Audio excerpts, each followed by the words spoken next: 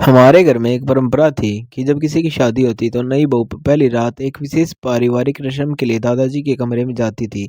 और अजीब बात यह थी कि लगभग एक महीने बाद परिवार में खुशखबरी आ जाती थी।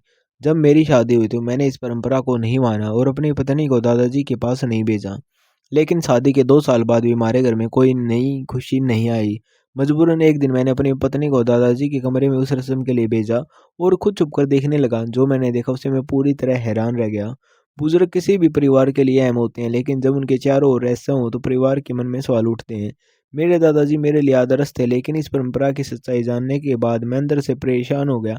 हमारा परिवार दूसरों की इज्जत करने के लिए जाना जाता था, लेकिन घर के भीतर ऐसी रहस्यमयी परंपरा चलेगी यह मैंने कभी नहीं सोचा था। मुझे लगता था कि मैं इसे रोक लूंगा, लेकिन हालात ने मुझे मजबूर कर दिया। हम एक पढ़े लिखे अच्छे परिवार से थे, हमारी संयुक्त फैमिली थी, इसलिए सब एक ही घर में रहते थे। और कभी भी हमारे घर में किसी बात को लेकर झगड़ा नहीं हुआ था। घर के मुखिया मेरे दादाजी थे। बड़े छोटे सभी उनकी बात मानते थे और उनकी बहुत इज्जत करते थे। वे भी सभी से बहुत प्यार करते थे और कभी किसी को डांटते नहीं थे। लेकिन हमारे परिवार में एक अजीब सी परंपरा थी, जिसे सुनकर कई लोग अपनी बेटियां देने से मना कर देते थे। इसलिए वो हमारे बड़े बुजुर्ग इसे खत्म करना चाहते थे। मैं बचपन से देखने ता आया था कि हमारे घर में जिस किसी की भी शादी होती तो नई लड़की नई बहू बनकर आती तो पहली रात दादाजी के कमरे में इस रस्म के लिए जाती। बचपन में मुझे इसकी कोई समझ नहीं थी, लेकिन जैसे जैसे मैं बड़ा हुआ यह परंपरा मेरे मन में कई सवाल पैदा करने लगी। मैंने बहुत कोशिश की कि इसकी सच्चाई जान सकूं, लेकिन पूरे घर में कोई भी इस बारे में खुलकर बात नहीं करता था। और ये सिलसिला सालों से चलता आ रहा था। हैरानी की बात यह थी कि जो भी बहू दादाजी के कमरे में रस्म निभाती, कुछ समय बाद उसके घर में खुशखबरी आ जाती। लेकिन मुझे यह बात बहुत अजीब लगती थी और मैं इससे बिल्कुल सहमत नहीं था। मैं अपने सभी भाइयों में तीसरे नंबर पर था और मेरे बड़े भाइयों की पत्नियों के साथ भी यह रस्म हुई थी, लेकिन उन्होंने कभी कुछ नहीं कहा। मैंने उनसे इस पर कई बार बहस की, लेकिन कोई भी मेरे सवाल का जवाब नहीं देता था। मुझे इस बात का जवाब चाहिए था, क्योंकि घर में मेरी शादी तय हो चुकी थी और मैं जानता था कि मेरे साथ भी यही होने वाला। लेकिन मैं यह नहीं चाहता था। शादी के दिन मैंने अपने बड़े भाइयों से साफ कह दिया कि मैं अपनी पत्नी को दादाजी के कमरे में नहीं भेजूंगा और अपनी पत्नी का हाथ पकड़कर अपने कमरे में चला गया। मुझे लगा कि इसके बाद दादाजी का व्यवहार बदल जाएगा, लेकिन उन्होंने मुझसे कुछ भी नहीं कहा। उनका व्यवहार बिल्कुल सामान्य ही रहा। लेकिन शादी के 2 साल बाद भी हमारे घर में कोई खुशखबरी नहीं आई। डॉक्टरों के पास गए तो सभी रिपोर्ट ठीक थी, फिर भी कुछ नहीं हुआ। मेरे भाई मुझे अक्सर कहते थे कि तुमने परंपरा तोड़ी है, इसलिए ऐसा हो रहा है। लेकिन मुझे उनकी बातें सुनकर गुस्सा आ जाता था कि मैं बच्चे के लिए गलत कैसे बन सकता था, कैसे अपनी पत्नी को किसी और जगह भेज सकता था। भले ही वह परिवार का सबसे बुजुर्ग सदस्य क्यों न हो, लेकिन मैं उसकी खुशी और इज्जत को हमेशा अपने लिए है मानता था। मेरी पत्नी को भी यह पुरानी परंपरा बिल्कुल समझ में नहीं आती थी और वैसे अजीब मानती थी। समय के साथ लोगों की बातें और घर के माहौल ने हमें दोनों को परेशान कर दिया, क्योंकि हमारे परिवार में सभी के बच्चे थे और सिर्फ हम ही थे जिनके पास वर्षों से कोई नई खुशखबरी नहीं आई थी। मेरी पत्नी अब कुछ उदास रहने लगी थी। उसके चेहरे पर चिंता के निशान दिखने लगे और वो अक्सर चिड़चिड़ी सी हो जाती थी। एक दिन उसने मुझसे कहा कि उसे उस रस्म के लिए भेज दिया जाए ताकि घर में खुशखबरी आए। उसकी बात सुनकर मैं चौंक गया और मना कर दिया, लेकिन उसने शांत स्वर में कहा कि हमें हमेशा बिना खुशखबरी के नहीं रहना चाहिए, इसलिए ये करना पड़ेगा। मैं उसके इस सुझाव से बिल्कुल सहमत नहीं था और मैंने उसे समझाया कि अगर खुशखबरी होनी है तो भगवान हमें समय पर दे देंगे। समय बीतता गया और चिंता बढ़ती रही। मेरी पत्नी और मैं दोनों अंदर ही अंदर थकने लगे। जहाँ बाकी लोगों ने पुराने नियम के अनुसार व्यवहार किया था, मैंने भी आखिरकार मजबूरी में निर्णय लिया।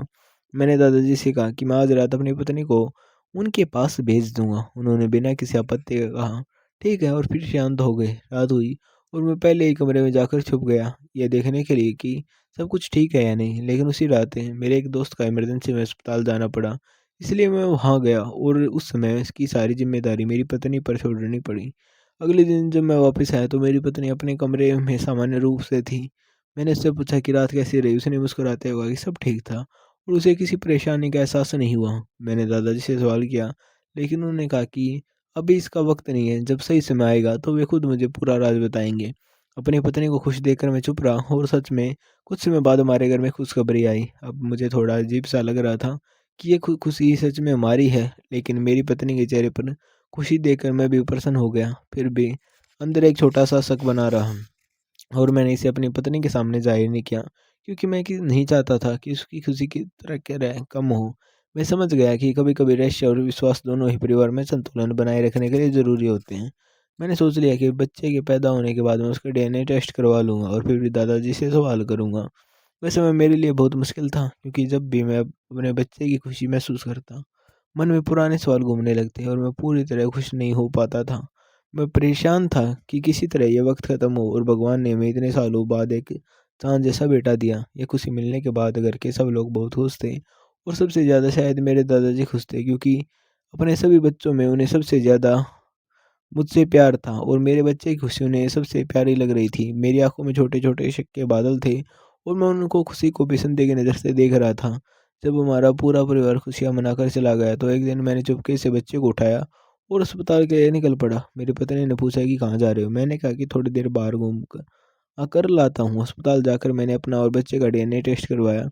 मेरे मन में कहीं न कहीं ये डर था कि शायद ये बच्चा मेरा नहीं है और इसी वजह से मेरी खुशी अधूरी थी, इसलिए मुझे टेस्ट कराना पड़ा। रिपोर्ट 3 दिन बाद आने वाली थी। 3 दिन कैसे गुज़रे मुझे ही पता था।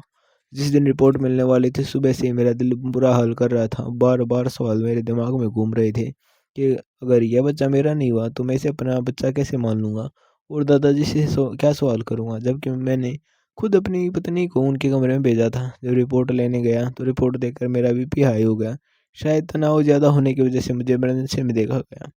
डॉक्टरों ने मेरे घरवालों को बुलाना चाहा, लेकिन मैंने मना कर दिया कि अगर वे आएँगे तो टेस्ट का राज खुल जाएगा। रिपोर्ट लेकर घर आया, लेकिन मुझ में हिम्मत नहीं थी कि मैं उसे खोल कर देखूँ।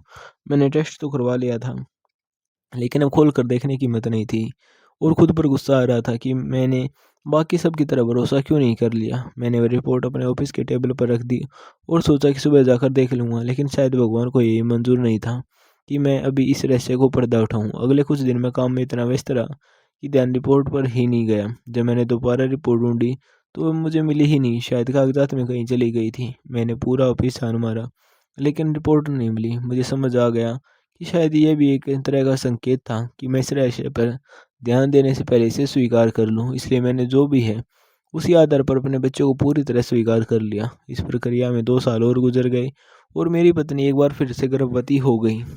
अब वही सवाल फिर मेरे दिमाग में घूमने लगा कि इस बार मैंने पत्नी को किसी भी रस्म के लिए नहीं भेजा था। फिर ये खुशखबरी कैसे आई और क्या मेरी पत्नी ने मेरे साथ कोई धोखा किया है? लेकिन ऐसा हो नहीं सकता था, क्योंकि मेरी पत्नी बहुत समझदार और ईमानदार महिला थी। कभी कोई काम मुझसे बिना पूछे नहीं करती थी। एक बार फिर वही सवाल मेरे दिमाग में घूमने लगा। अब मेरा बेटा इतना बड़ा हो गया था कि मैं उसे लेकर दोबारा डीएनए टेस्ट करवा सकता था। इसलिए अपने बड़े बेटे को साथ लेकर मैं हॉस्पिटल गया और इस बार मैंने इमरजेंसी के तौर पर रिपोर्ट निकलवाई। वहीं खड़े-खड़े रिपोर्ट देखी, तो मुझे झटका लगा, क्योंकि रिपोर्ट पॉजिटिव थी, यानी वह बच्चा मेरा ही था। मेरा दिमाग चकरा गया कि अगर यह बच्चा मेरा ही था, तो पिछले 2 साल तक क्यों नहीं हुआ? और केवल एक दिन दादाजी के कमरे में रहने के बाद भगवान ने मैं यह बच्चा दिया। लेकिन अब मेरा मन शांत हो गया कि यह बच्चा मेरा ही खून है। मैंने अपने आसपास ध्यान देना शुरू किया और देखा कि मेरे सारे भाइयों के 2-3 बच्चे हैं, लेकिन सभी की पत्नियों ने केवल एक रात दादाजी के कमरे में गुजारी थी। इसका मतलब था कि जो मैं सोच रहा था वह गलत था। अगर वह गलत है, तो फिर दादाजी के कमरे में रात को जाना क्यों ज़रूरी है और वहाँ ऐसा क्या होता है, ये जानना मेरे लिए ज़रूरी हो गया था। मेरा सबसे छोटा भाई अब जवान था और उसकी शादी होने वाली थी।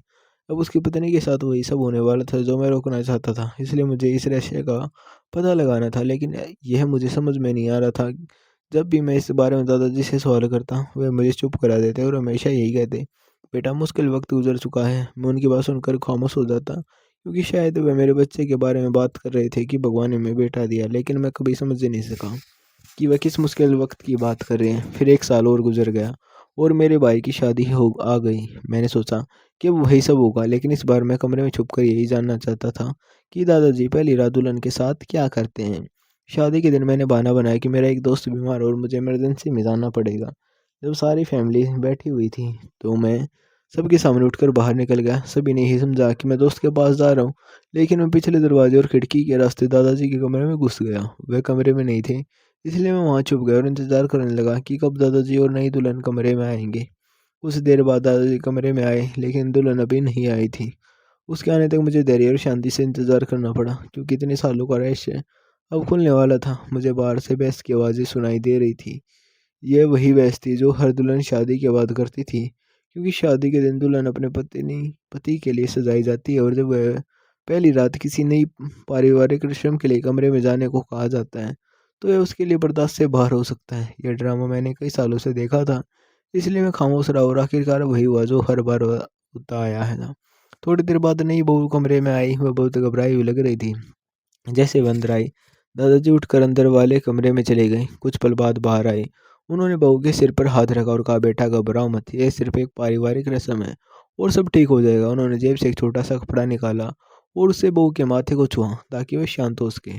फिर उन्होंने उसे आराम से बिस्तर पर बैठाया और ऊपर से कंबल डाल दिया। इसके बाद जो मैंने देखा वह मेरे लिए बेहद चौंकाने वाला था, क्योंकि दादाजी किसी तरह की गलत हरकत नहीं कर रहे थे, बल्कि वह कुछ विशेष मंत्रों जैसे कुछ बुड़बुड़ा रही थी और कुछ जड़ी बूटियों की कटोरी में मिलाकर कोई विशेष प्रक्रिया कर रहे थे। मैं पूरी रात वहीं चुप कर बैठा रहा और बड़ी मुश्किल से सुबह हुई। जब दादाजी थोड़ी देर के लिए आराम करने लगे तो मैं चुपचाप खिड़की के रास्ते बाहर निकल लगा आया। लेकिन जो कुछ मैंने देखा उसके बाद मेरे मन में सवालों की बाढ़ आ गई थी। फिर भी मुझे डर था कि अगर मैंने उनसे सीधा सवाल किया तो उन्हें समझ आ जाएगा कि उनका रहस्य पता चल गया। इसलिए मैं खामोश रहा और मन ही मन सोचता रहा कि आखिर ऐसा कौन सी बात है जिसके लिए दादाजी को ये सब करना पड़ता है। मैंने कई बार इशारों में उनसे पूछने की कोशिश भी की, लेकिन वह हर बार बात को टाल देते हैं। इस बार नई बहू को 2 महीने बीत जाने के बाद भी घर में कोई खुशखबरी नहीं आई तो पूरे घर में चिंता बढ़ गई। सब कहने लगे कि शायद भगवान की तरफ से देर हो रही है। लेकिन दादाजी ने एक दिन गंभीर होकर कहा, मुझे लगता है कि इस घर में कोई ऐसा है जो इस रहस्य को जान चुका है। सब लोग एक दूसरे की तरफ देखने लगे। तब दादाजी ने कहा, अगर यह तपस्या किसी को पता न होता तो अब तक खुशखबरी आ चुकी होती। यह सुनकर मैं अंदर से घबरा गया, लेकिन बाहर से बिल्कुल शांत रहा। कुछ समय बाद दादाजी की तबीयत बिगड़ने लगी और एक दिन उन्होंने हम सबको बुलाया और कहा, मुझे साफ साफ बता दो कि तुम लोगों में से कौन ये जानता है कि पहली रात बहू मेरे कमरे में क्यों आती है। मुझे लगता है मेरे पास ज़्यादा समय नहीं है और मैं उस इंसान से कुछ ज़रूरी बातें करना चाहता हूँ। तब मुझे लगा कि सच बोलने का यही सही समय है, इसलिए मैंने आगे बढ़कर कहा, दादाजी मैं रहस्य जानता हूँ। दादाजी ने कहा कि सब घर वाले बाहर जाएं और तुम मेरे पास बैठो। सबके जाने के बाद मैंने दरवाज़ा बंद कर दिया। तो दादाजी ने पूछा, सबसे पहले तो तुम मुझे ये बताओ कि तुम ये राज कैसे जानते हो। मैंने उन्हें सारी सच्चाई बता दी। मैंने छुप कर सब कुछ देखा है। उन्होंने कहा, तुम इस राज को जान चुके हो, तब यह राज तुम्हारे पास एक अमानत है। तुम्हारे पापा, बड़े पापा, चाचा, भाइयों में से कोई भी इस राज को नहीं जानता है। मेरे मरने के बाद ये राज सब घर वालों को इकट्ठा करके बता देना, क्योंकि मैं जानता हूँ कि सबके दिलों में मेरे खिलाफ कुछ न कुछ गलतफहमी है। लेकिन मेरे मरने के बाद मैं चाहता हूँ कि सबके दिल साफ हो जाएं।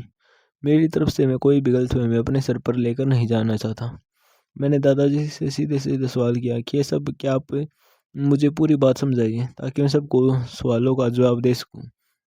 उन्होंने कहा, सबको यही लगता है कि जो भी दुल्हन आते है उसके साथ पहली रात कुछ गलत करता हूँ, मगर ऐसा नहीं है। हकीकत यह है कि बहुत पहले मेरे पर दादा के वक्त में जादू टोना और ये सारी चीज़ें बहुत ज़्यादा हुआ करती थी। हमारे ख़ानदान में कोई भी औरत जब गर्भवती होती तो एक जादूगर ने जादू के जरिए उसकी औलाद को बांध दिया कि इस खानदान में कभी कोई भी औलाद नहीं हो सकती। एक बुजुर्ग ने इस जादू को तोड़ दिया था और उन्होंने कहा था कि 7 पीढ़ियों तक आपको यह काम करना ही पड़ेगा। और वही काम चलता आ रहा है कि घर में शादी होने के बाद जो भी दुल्हन आएगी उस घर को जो ही बड़ा होगा वह उसे एक रात अपने पास रखेगा और कुछ मंत्र पढ़ेगा जो कि उस बुजुर्ग ने बताए थे। यह मंत्र किसी और को मालूम नहीं होने चाहिए, इसलिए जो भी दुल्हन होती थी उसे बेहोश कर दिया जाता था और मंत्र पढ़कर उसके शरीर के एक हिस्से में काला धागा बांधा जाता था। यह काम 7 पीढ़ियों से चलता आ रहा है। मुझसे पहले मेरे दादाजी और उनके दादाजी ये सब करते थे। अब तुम लोग 7वीं पीढ़ी हो, तुम लोगों के बाद ये काम नहीं करना पड़ेगा।